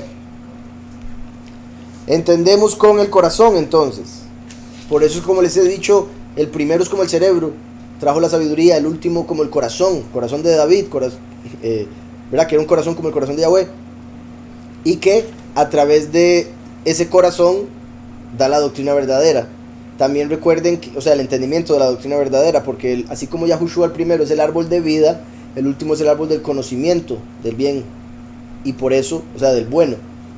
Por eso el último, a través del conocimiento de bien y mal, da entendimiento, como diciendo: esta doctrina es mala, esta es buena. No saben ni entienden, porque cerrados están sus ojos para no ver y su corazón para no entender. No discurre para consigo, no tiene sentido ni entendimiento para decir: parte de esto quemé en el fuego, y sobre sus brasas cocí pan, asé carne y la comí. ¿Haré del resto de él una abominación? Vean cómo ahí Yahweh lo deja claro. Sinónimo de ídolo es abominación. ¿Haré del resto de él una abominación? ¿Me postraré delante de un tronco de árbol? Y mucha gente lo hace. Si no lo hace de un árbol con forma de hombre, lo hace con un árbol en cruz. De ceniza se alimenta. Su corazón engañado le desvía. De ceniza se alimenta, porque ese mismo ídolo que es hecho de madera, igual que la madera que se quemó y se volvió ceniza, por ende el ídolo que está adorando es ceniza. Al adorarlo se está alimentando de esa ceniza, por ende él mismo está buscando fuego, está pidiendo infierno. Eso quiere decir que cuando nosotros adoramos al verdadero Elohim, al verdadero poderoso Yahweh, Nos estamos alimentando para vida eterna. Por eso Yahushua dijo, mi carne es comida y mi sangre es bebida. Y entregó su carne en el madero y su sangre. Y dijo, esta es la sangre del nuevo pacto que es derramada por los muchos. Entonces nosotros al creer en Mashiach y leer la escritura, estamos alimentando nuestra vida, nuestra alma, con un alimento que nos llena de vida eterna. Mientras que aquellos que están comiendo de los ídolos están alimentándose de ceniza para fuego eterno. Obviamente, ¿verdad? Ya he explicado lo de los pocos y los muchos, como Yahweh es misericordioso y está buscando que todos se salven si es posible y al menos se justifiquen. Entonces Yahweh va a hacer que muchos logren entender al final. Me postraré delante de un tronco de árbol. De ceniza se alimenta, su corazón engañado le desvía, para que no libre su alma. Para que no libre su corazón engañado le desvía, para que no libre su alma. ¿Te has visto las personas cuando uno les explica del nombre, qué es lo más común que dice la persona? Él conoce mi corazón. Sí, y él dice que su corazón lo está engañando. Que el corazón es engañoso sobre todas las cosas. ¿Quién lo conocerá? Dice Jeremías. Entonces nosotros no debemos dejar que nuestro propio corazón nos engañe. Como diciendo, no, eso no importa. Esto no importa. Esto no es pecado. Él me ama sin importar esto. Él ama a todos. Y la escritura no dice eso. Él aborreció a Esaú, el que se convirtió en Edom, que comenté ahora al inicio. Dice la escritura. Y hay mucha gente que se comporta como Esaú y por ende son aborrecidos por Yahweh. Y también la mayoría de la gente dice todos son hijos de. Pero la escritura dice que no, todos son criaturas. Y Juan 1:12 dice que los que creen en el nombre del Hijo son hijos. Entonces si uno no tiene el nombre del Hijo, ¿cómo va a ser hijo? Sigue siendo criatura. Su corazón engañado le desvía. El corazón está segurísimo de lo que está haciendo según él, pero es porque está engañado por la inclinación al mal que hay en el corazón. Dice, para que no libre su alma. El corazón, o sea, una forma de ponerlo es que como en lo que respecta a la carne sabe que se va a morir, que va a dejar de ser, porque carne y sangre no heredará el reino. Entonces la carne sabe que va a dejar de ser. Entonces está en pleito con el espíritu, que sigue para siempre. Por ende la carne no quiere que uno se salve. La carne quiere que uno se pierda, igual que la carne se va a perder. ¿Sí me explico? Entonces la parte negativa de nuestra carne busca engañarnos. Que busquemos los deseos de la carne, placeres carnales. Y así entre más buscamos eso, más nos vamos engañando. Más difícil salir de ahí. De ceniza se alimenta, su corazón engañado le desvía para que no libre su alma. Ni diga, ¿no es pura mentira lo que tengo en mi mano derecha? O sea, lo que ve como recto, lo que ve como derecho, como correcto, ¿no es pura mentira lo que ha estado atesorando? Tristemente no pueden verlo, porque su corazón les ha engañado. Y por eso que bendito Yahweh, cuando llegamos a la verdad, se nos vuelve tan simple y obvio y decimos, pero ¿cómo no lo veíamos? ¿O cómo no lo ven? Acuérdate de estas cosas, oh Jacob y Israel, porque mi siervo eres, yo te formé, siervo mío eres tú, Israel. No me olvides, no me olvides. ¿Por qué? Porque en el fin de los tiempos el pueblo se olvidaría de Yahweh. Israel, el verdadero Israel, claro está, se olvidaría de Yahweh porque se les habría prohibido mencionar el nombre, porque otros dicen que no importa y porque a la mayoría se nos enseñó un nombre falso desde que nacimos. Entonces él nos dice, no me olvides, no me cambies por un ídolo. Yo te formé, sí, siervo mío eres tú, Israel, no me olvides. Oigan, esto es clave. ¿Recuerdan cuando la escritura dice que viene con las nubes y todo ojo le verá? Como he explicado, hay varias interpretaciones para eso. De hecho están escritas en el libro Declarando el Fin desde el Principio, que pueden ver en losdelcamino.net, que si Yahweh permite esta semana posteo el 7º capítulo. Yo deshice como una nube tus rebeliones. Entonces, como he dicho, cuando viene con las nubes hay dos interpretaciones, una espiritual y otra literal. La literal, pues va a venir así en el cielo. En la cosecha, en Apocalipsis 14, dice que el hijo uno semejante al Hijo del Hombre sobre una nube recoge a todos. Apocalipsis 14. Pero antes de eso, el testigo como Moshe viene como ladrón en la noche, como hijo pródigo. Entonces nace como Zorobabel en medio de Babilonia, en medio de confusión, igual que todos nosotros. Se le enseña mentira, crece, y cuando es adulto, Yahweh le revela la verdad y se convierte para enseñar verdad. Entonces, por eso dice: yo deshice como una nube tus rebeliones. Entonces, en el sentido negativo, una nube representa rebelión. Al decir que viene con nube o en una nube, es que viene como un rebelde. Lo van a ver como el rebelde, por eso lo van a matar. Y él mismo va a haber estado en rebelión, de la cual se convierte o se arrepiente. ¿Sí me explico? Recuerden que rebelión es otro término o sinónimo de apostasía. Apostasía es el término griego, pero el significado es alejarse de la verdad o rebelarse.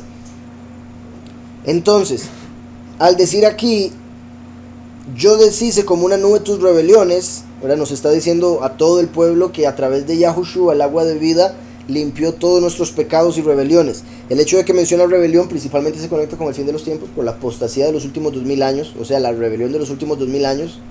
Yahushua vino y se rebelaron contra él, dejó la doctrina, se rebelaron contra esa doctrina, hicieron un Mesías que les gustaba, lo llamaron Cristo, lo hicieron blanquito, ojos azules y todo el resto de cosas como lo querían. Entonces se formaron un Mesías falso que todo el mundo adora tristemente, y con ese Mesías falso toda una doctrina falsa con la que nacimos y pensamos que era la correcta. Por eso Yahweh nos dice: yo deshago tus rebeliones. Yo deshice como una nube tus rebeliones y como niebla tus pecados. Vuélvete a mí, porque yo te redimí. Yahushua es el Redentor. De hecho, él tomó la copa de la redención. Fue la tercera copa la que dijo: esta es la sangre derramada por los muchos. La copa de la redención. Él vino como el Redentor, como el Cordero, para redimirnos de la esclavitud al pecado, como el Cordero en Egipto. Entonces, al decir esto aquí, es como diciéndole a todos nosotros del fin de los tiempos y al último: yo te redimí con el primero. Vuelva a la senda correcta. Yo deshice como una nube tus rebeliones y como niebla tus pecados. Vuélvete a mí, porque yo te redimí. Recuerden que Teshuvah, en hebreo Teshuvah quiere decir volverse, pero se traduce como arrepentirse, arrepentimiento, Teshuvah. Porque volver a Yahweh es arrepentirse. Cuando uno anda en el pecado, anda caminando en dirección contraria a Yahweh. Yahweh está aquí y uno va para allá, haciendo lo que le da la gana. Arrepentirse es volver de su camino hacia el Padre y dejar el camino por el que andaba antes. Por eso es devolverse de una vez por todas, Teshuvah. Por eso dice aquí: vuélvete a mí, como diciendo, arrepiéntase, porque yo te redimí.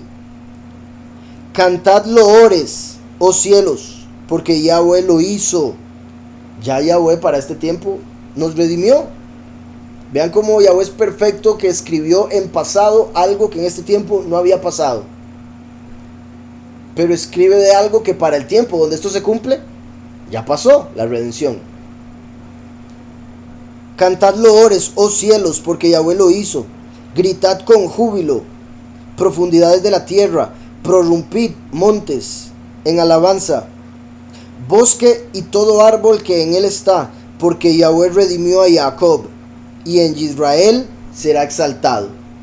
Redimió a Jacob como los muchos, y en Israel como los pocos será exaltado como reyes. Y también que a través del último, Yahweh va a ser finalmente exaltado en la tierra. Así dice Yahweh tu Redentor, que te formó desde el vientre. Yo, Yahweh, que lo hago todo. Importante ese verso: lo hago todo. Entonces no debemos temer nada. No debemos tenerle miedo a nada, porque todo lo hace Él. ¿Y por qué le vamos a tener miedo a Él si es nuestro Padre y Él es amor? Y aún entendemos que todas las cosas son para bien de aquellos que aman a Yahweh. Entonces aún si se siente feo, entendemos que es para nuestro bien. Y entendemos que Él lo está haciendo y por ende va a tener cuidado de nosotros. Cuando uno piensa que Satanás tiene el mismo poder que Yahweh, solo que contrario, ¡qué peligro! Ahí entra el miedo, porque entonces eso quiere decir que Satanás puede hacer cosas que Yahweh no puede detener, según ellos, según la gente que cree eso. Pero Satanás es un ángel que no puede hacer nada a menos de que Yahweh se lo permita. Por ende, todo es voluntad perfecta para llegar a el plan que él tiene. Dice, así dice Yahweh tu Redentor, que te formó desde el vientre. Yo, Yahweh, que lo hago todo, que extiendo solo los cielos, que extiendo la tierra por mí mismo. Primero y último, cielos y tierra. Que deshago las señales de los adivinos. O sea, hay veces que los adivinos, por el espíritu que les habla, llegan a decir algo que sí va a pasar, pero Yahweh hace, no, porque si pasa le van a creer, entonces no voy a hacer que pase eso, voy a hacer que pase otra cosa. Y así el adivino queda mal. Que deshago las señales de los adivinos y enloquezco a los agoreros. Por un lado, desde el punto de que lleguen a perder la razón, literalmente, se vuelvan locos de estar haciendo brujería, queden endemoniados, que es similar a la locura, o está conectado. Enloquezco a los agoreros, como también puede ser lo que llaman enfermedades mentales, que le lleguen a dar como resultado de estar viviendo de esa forma. Que hago volver atrás a los sabios y desvanezco su sabiduría. Los supuestos sabios de este mundo los hace volver para atrás, como cuando uno se asusta, como cuando no sabe lo que está pasando y se hace para atrás. Los sabios se supone que deben saber lo que viene, pero cuando Yahweh hace cosas diferentes a las que ellos esperan, se asustan y su sabiduría se vuelve nada, porque se dan cuenta que no sabían nada. Que hago volver atrás a los sabios y desvanezco su sabiduría. Yo, el que despierta la palabra de su siervo y cumple el consejo de sus mensajeros. El que despierta la palabra de su siervo. Aquí ya está empezando, bueno, como he dicho, Jacob y Israel representan al último, entonces está empezando a hablar un poco más claro con respecto a ese tema y está diciendo que él va a quitar del último, que viene como hijo pródigo, sus rebeliones como una nube, porque viene con las nubes. Entonces quita sus rebeliones como hijo pródigo y despierta la palabra en él para que pueda predicar, para que empiece a llevar su testimonio. Y la palabra es Yahushua, o sea que el espíritu del primero active al último. El que despierta la palabra de su siervo y cumple el consejo de sus mensajeros, sus malachim, sus ángeles. Entonces lo que un ángel es enviado a hacer, es Yahweh el que le da el poder para hacerlo. Y si también en lo que respecta a los apóstoles, por ejemplo, que otro término se podría utilizar es malachim, enviados. Si un apóstol, si alguien que Yahweh envía a alguien para hablarle, darle un consejo, por amor de Yahweh hacia esa persona, Yahweh se encarga de que el consejo funcione, porque hace que como dice aquí, cumple el consejo de sus mensajeros. Entonces, obviamente nosotros debemos enfocarnos en la escritura, en la sabiduría celestial para dar buenos consejos. Debemos enfocarnos en dar un buen consejo. Hay ocasiones donde un buen consejo quizás no funcione por la situación. Por ejemplo, si no se da mucha información a la persona que está aconsejando, puede que el consejo no sea el mejor por la falta de información. Pero como Yahweh es bueno, si esa persona confía en Yahweh a través de ese mensajero de Yahweh y ese mensajero da un consejo y esa persona sigue el consejo, entonces Yahweh se encarga de que sirva. Dice, que dice a Jerusalén, serás habitada. Esto es clave. Bueno, ahorita explico por qué. Que dice a Jerusalén, serás habitada, y a las ciudades de Yahudá, reconstruidas serán, y sus ruinas reedificaré. Hoy en día los judíos están pensando en el templo de piedra. Eso es lo que quieren reedificar. Pero Yahweh está hablando de su pueblo, el reino, y hasta reedificar el mundo entero, porque va a ser un nuevo cielo y una nueva tierra. A las ciudades de Yahudá y reconstruidas serán. Aquí está hablando en el contexto histórico después de que se destruyó el primer templo, cuando Yahweh iba a mandar a Ciro a conquistar Babilonia para dar la orden de ir a construir el segundo templo. Eso es lo histórico. Espiritualmente representa que el primer templo, Yahushua, fue muerto. Ahora tiene que venir el último a conquistar el imperio de Babilonia, de confusión, el nuevo orden mundial, para establecer el segundo templo, la segunda venida. Primero y último, por eso dos templos. ¿Está claro? Entonces dice, que dice a Jerusalén, serás habitada, y a las ciudades de Yahudá reconstruidas serán, y sus ruinas reedificaré. Que dice a las profundidades, secaos, y tus ríos haré secar. como cuando le dijo a las profundidades del mar de juncos, conocido como el mar rojo, que se abriera para que pasara Israel, y como cuando le dijo al río Yardén que se abriera para que pasara la tierra prometida. Entonces está haciendo alusión al Éxodo, y está haciendo alusión a Moshe, o sea, al testigo como Moshe, que dice a las profundidades secaos, y tus ríos haré secar, que dice de Ciro, es mi guía. ¿Se acuerdan? Yahushua dijo en Juan 10, yo soy la puerta y el buen pastor. El buen pastor guía a las ovejas para que pasen por la puerta. Yahushua está diciendo primero y último. Primero vino como la puerta para que podamos entrar al Padre sin pecado.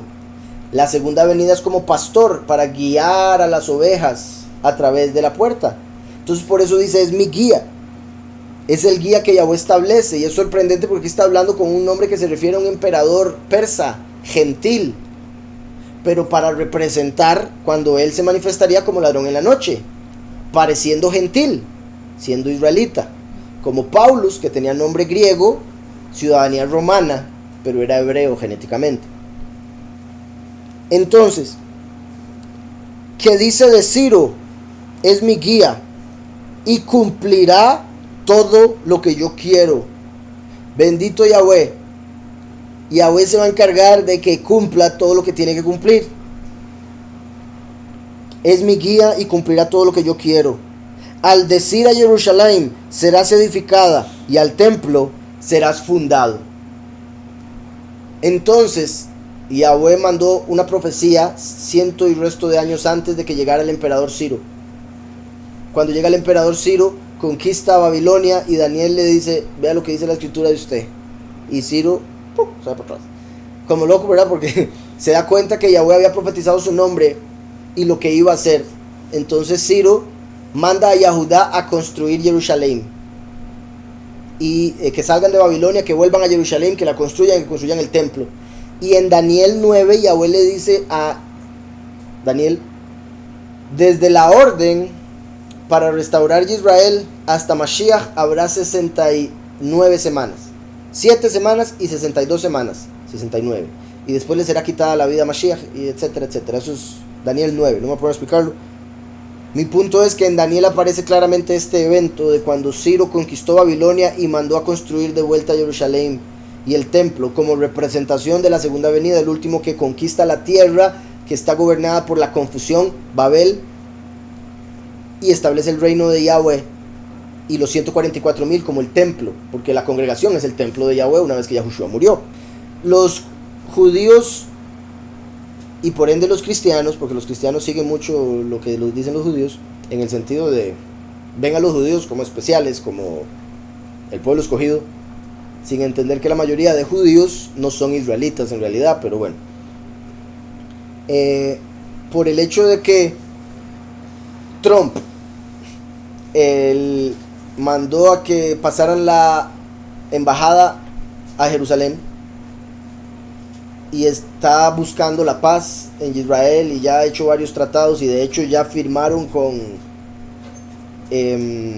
Arabia Saudita, y son ellos los que tienen al parecer control del monte.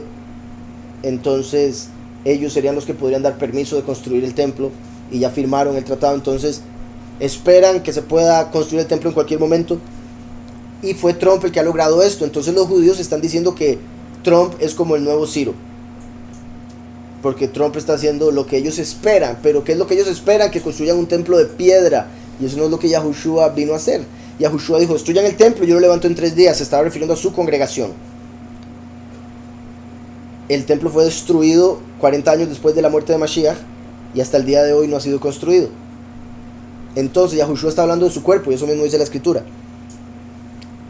Por ende, el último viene, como Ciro, a construir el templo espiritual, los 144,000, una piedra cada uno sobre la piedra angular que es Yahushua.